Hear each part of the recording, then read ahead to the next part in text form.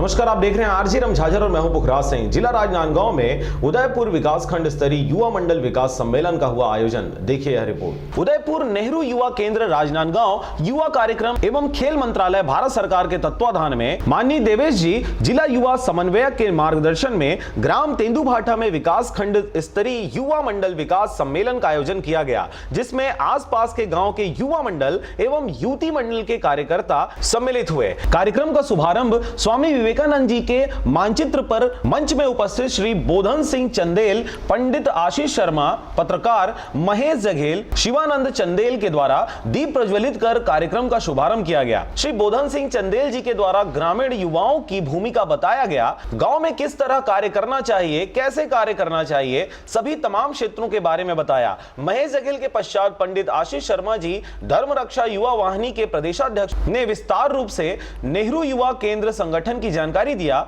और वर्तमान में चल रहे rose day, Valentine day, teddy day आदि का तीखी प्रहार करते हुए कहा कि यह डे मनाने से अच्छा है कि अपने माता पिता का पूजा करो और देश के लिए शहीदों को सम्मान देने की बात कहा गया। वैलेंटाइन डे के फूल का विरोध करते हुए आदि अनेक क्षेत्रों में जानकारी दिया गया। कार्यक्रम में मुख्य रूप से श्री बोधन सिंह चंदेल, विशिष्ट अतिथि के रूप में पंडित आशीष शर्मा पत्रकार, रानी लक्ष्मीबाई युवती मंडल जोम, धर्म रक्षा युवा मंडल जोम के सदस्य गण उपस्थित रहे।